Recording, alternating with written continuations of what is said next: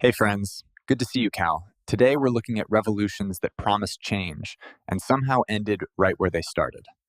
Nothing says progress like overthrowing your leaders, just to bring them back next week. 1. The Beer Hall Putsch, when revolution met happy hour. In 1923, Germany was broke, bitter, and looking for direction. Enter a failed artist named Adolf Hitler, who decided that the best way to fix the nation was to storm a Munich beer hall full of politicians, because nothing screams serious political reform, like sloshing steins and pretzels. He and his buddies barged in, fired a gun into the ceiling, and shouted, "The revolution has begun!" The crowd responded with the kind of energy you'd expect from people who just wanted to finish their schnitzel. Within hours, police surrounded them. Several people were dead, and the revolution collapsed like a foam head on stale beer. Hitler was arrested, spent 9 months in a comfy prison, and used the time to write his manifesto/pity party. The government survived, the monarchy didn't come back, and the only thing truly overthrown was the dignity of everyone involved. Germany changed absolutely nothing that week, except maybe the price of beer. 2. The Taiping Rebellion. When your cousin thinks he's Jesus, China in the mid-1800s was having a bad century. Famine, corruption, and too many people naming their sons Hong. One of them, Hong Xiuquan, failed his civil service exams so many times he decided, "I must be the brother of Jesus Christ." Logical next step, start a revolution. He created the Heavenly Kingdom of Great Peace, which sounds like a spa resort, but was actually a 14-year civil war. Millions joined because, honestly, anything sounded better than more Confucian bureaucracy. But Hong's divine rule involved banning fun, declaring himself emperor, and turning his capital into a weird theocracy where men and women weren't allowed to talk. After 20 million deaths, endless suffering, and a finale involving Hong starving himself for holiness, the Qing dynasty still stood, battered, but intact. The Heavenly Kingdom fell, and China basically said, "Cool story, bro. Let's never do that again." Moral: if your revolution is led by a guy who claims to be Jesus' sibling, maybe sit that one out. 3. The Decembrist Revolt, the revolution that waited for the wrong guy, Russia, 1825. The Tsar dies. The army officers see their chance to demand a constitution and end autocracy. Problem: no one told them which brother was the new Tsar, so while the empire held its breath, the revolutionaries stood in the snow waiting for someone, anyone, to confirm whether they were rebelling against the right monarch. Spoiler: they weren't. Nicholas I turned out to be in charge, and his response was less, "Let's negotiate," and more, "Load the cannons." Within hours, the Decembrists' big dream of freedom was buried under grape shot and frozen mud. The survivors were exiled to Siberia, where they had plenty of time to reflect on how their glorious uprising had lasted about as long as a Russian summer. The monarchy stayed, the serfs stayed enslaved, and Russia remained delightfully unreformed for another 100 years. They called it the spark of modern liberty. Historians now call it 5 hours of polite confusion in a snowstorm. 4. The Whiskey Rebellion, when farmers fought for the right to get tipsy. In 1794, America was young, broke, and apparently drunk. To pay war debts, the new government taxed whiskey, which, in frontier logic, was like taxing oxygen. Farmers in Pennsylvania responded the only way true patriots could, by forming an army of angry moonshiners. Their slogans included things like "liberty and liquor," which sounds more like a bar promotion than a revolution. George Washington himself saddled up and led 13,000 troops to crush the rebellion, because nothing says freedom like the president personally showing up to shut down your distillery. The rebels realized they were hopelessly outnumbered, sobered up just long enough to surrender, and the revolution evaporated like spilled bourbon. The tax was repealed a few years later anyway, meaning the uprising accomplished exactly zero, unless you count giving historians the phrase "drunk democracy." America learned that if you plan to fight the government, maybe don't do it hungover. 5. The Boxer Rebellion. When punching foreigners didn't work out around 1900, China was tired of foreign powers carving it up like a dim sum platter. A secret society called the Righteous and Harmonious Fists decided to solve this with kung fu and pure optimism. Foreign guns? No problem. They believed bullets couldn't harm them if their hearts were pure enough. Spoiler: physics disagreed. The Boxers, as foreigners mockingly called them, attacked embassies, missionaries, and railways, chanting slogans about heavenly protection while getting mowed down by machine guns. An international coalition, basically the entire industrialized world, invaded, crushed them, and made China pay reparations so huge it could have bought every punching bag on Earth. The Qing dynasty was humiliated, foreign influence deepened, and the spiritually bulletproof movement became the world's most tragic cardio class. They called it a stand for sovereignty. History calls it a group workout that ended in bankruptcy. 6. The Paris Commune, the 72-day political experiment. No one asked for after Napoleon III lost a war and got himself captured. Paris was done with monarchs. Workers, artists, and random guys with impressive mustaches declared a socialist utopia, run by committees, slogans, and, unfortunately, zero logistics. They abolished rent, introduced free education, and banned night work for bakers, which is adorable until you realize nobody could buy bread in the morning. For 72 chaotic days, the city tried to live on passion and paperwork before the French army stormed in and restored the old regime with spectacular levels of overkill. Tens of thousands died, the government stayed basically the same, and the dream of equality was replaced by curfews and mass executions. The Commune remains a symbol of what could have been, mostly studied by people who ignore the part where it collapsed under the weight of unpaid rent and stale croissants. 7.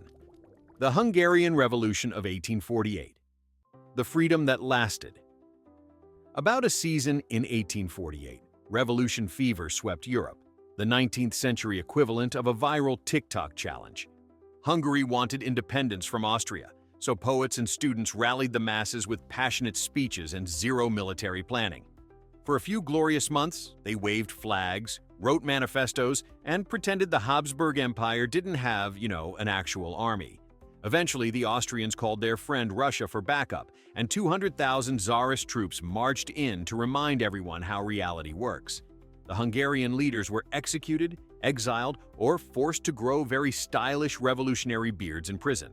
The empire continued exactly as before, proving that enthusiasm alone doesn't beat two empires and a winter. Today, Hungary celebrates it as a national holiday, basically the world's most polite reminder that we tried. 8. The Spartacus slave revolt, when gladiators unionized poorly.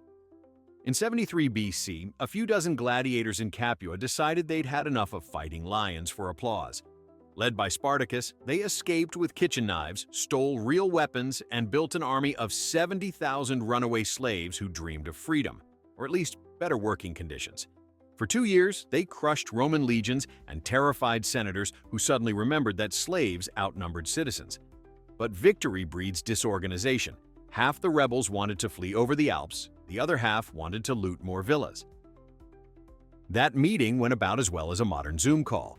Eventually, Marcus Licinius Crassus's forces cornered them. Spartacus died in battle, 6,000 followers were crucified along the highway, and Rome went back to business as usual.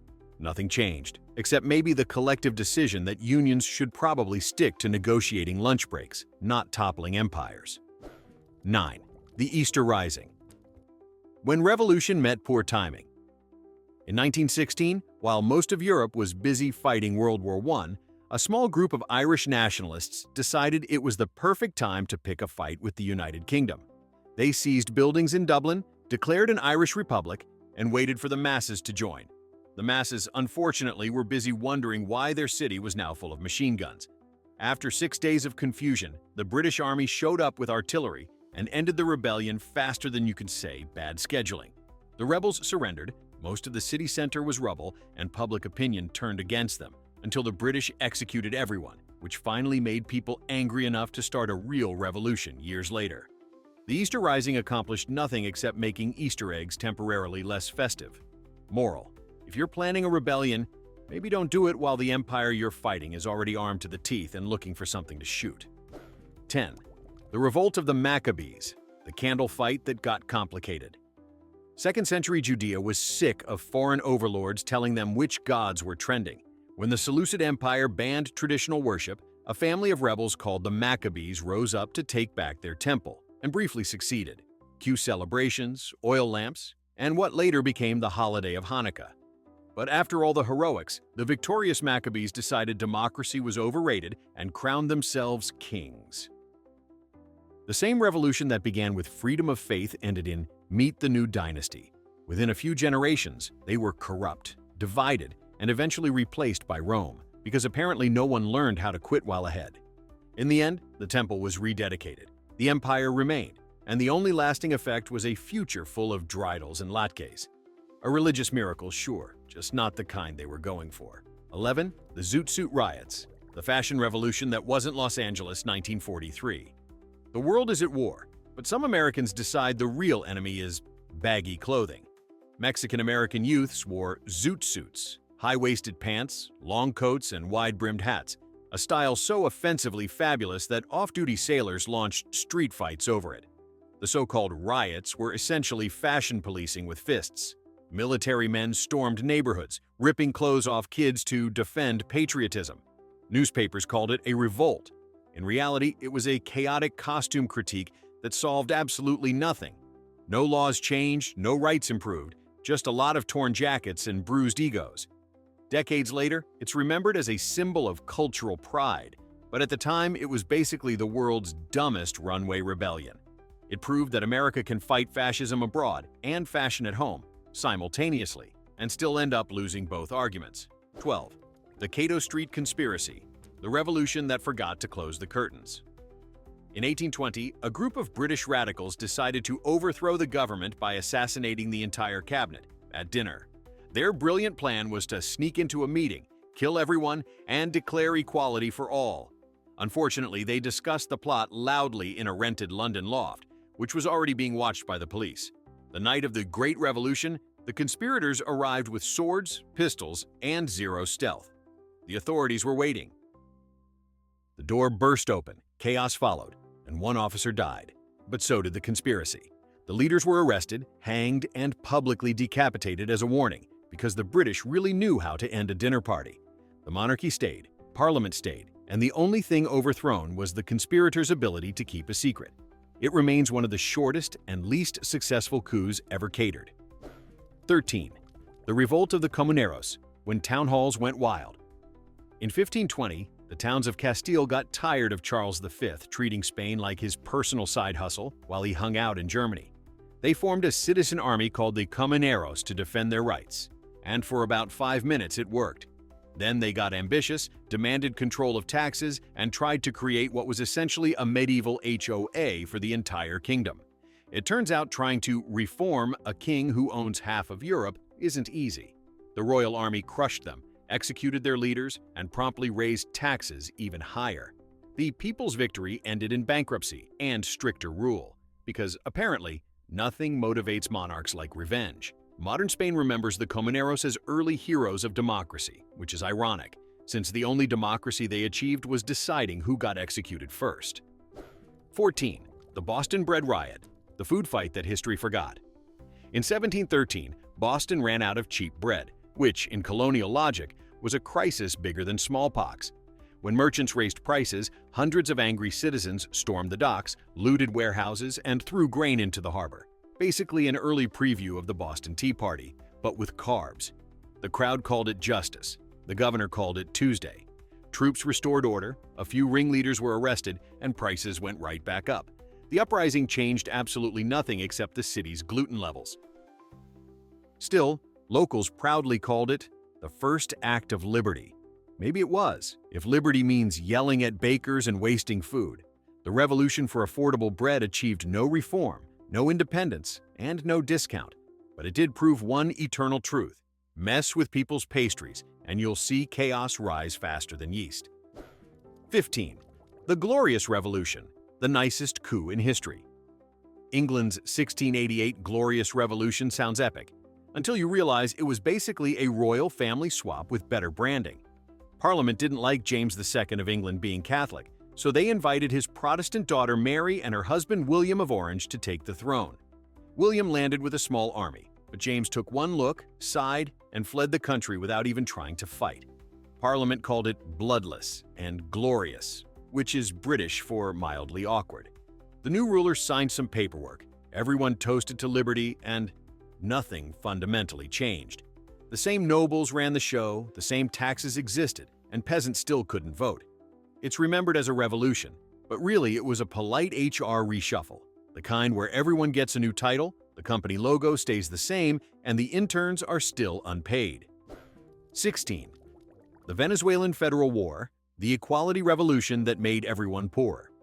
Venezuela in 1859 decided it had too many rich people, so they started a federal war to fix inequality once and for all.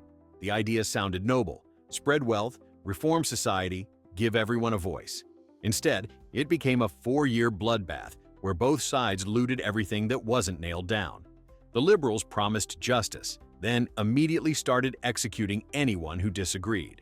The conservatives vowed stability, then burned half the countryside trying to enforce it. By the end, 200,000 people were dead, the economy collapsed, and the new government looked suspiciously like the old one wearing a cheaper hat. It's remembered as Venezuela's revolution of equality, which is true in one sense, because after it ended, everyone was equally broke, traumatized, and confused. The country got a new constitution, but no real change. Turns out, equality achieved through looting is just called bankruptcy. 17. The Jacobite Rising of 1745, the rebellion that preferred fancy outfits to strategy.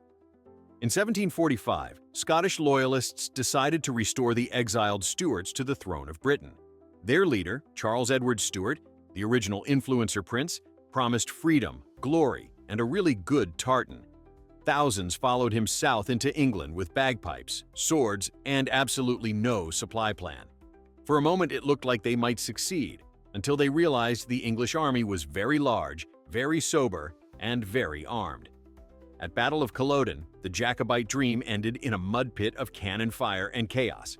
Charlie fled disguised as a maid, the Highland clans were crushed, and the revolution achieved precisely one thing: outlawing kilts for decades. The British crown stayed secure, Scotland stayed occupied, and the world gained a ballad about how tragic it all was. It's one of history's few revolutions that ended not with freedom, but with a strict dress code. 18. The Munster Rebellion, the Protestant Reformation, but make it a dumpster fire. During the 1500s, Ireland joined Europe's trend of rebelling for religious reasons, except their version involved way more beheadings and way less theology. When Thomas Fitzgerald, a young nobleman nicknamed Silken Thomas, heard a rumor that his father had been executed by the English king, he decided to overthrow the crown immediately. Spoiler: the rumor was false. But Thomas had already declared war, attacked Dublin Castle, and made himself the poster child for premature rebellion. The English quickly crushed his forces, executed his entire family, and tightened control over Ireland for centuries. His uprising changed nothing except proving that acting before verifying your sources is dangerous, especially when your source is 16th century gossip. Historians call it the start of Ireland's long struggle for independence. Realistically, it was the 1500s version of "I read it online, so it must be true." 19. The Rebellion of the Alpujarras, the empire that fought its own tourists. By the late 1500s, Spain had conquered half the world, but still couldn't tolerate Muslims living quietly in the mountains of Granada. When the Moriscos were forced to abandon their language, clothes, and culture, they rebelled in a dramatic but hopeless revolt.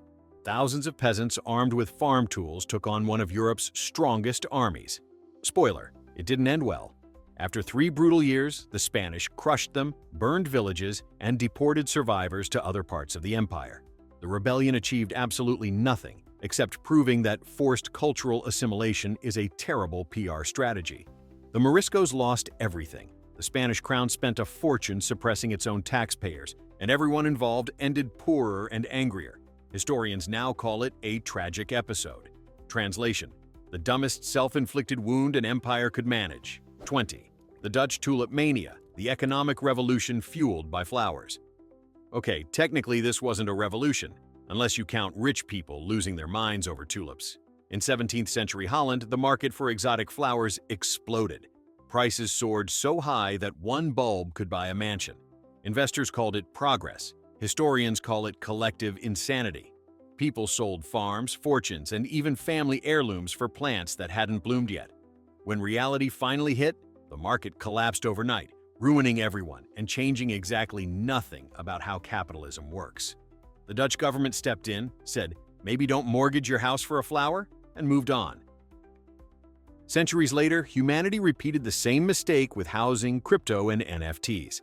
The tulip bubble didn't end monarchy or reform society. It just proved that no revolution burns faster than one fueled by greed and bad gardening.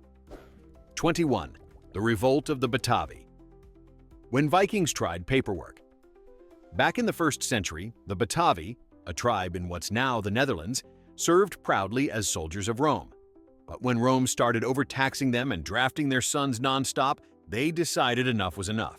Led by Gaius Julius Civilis, they launched a rebellion demanding freedom.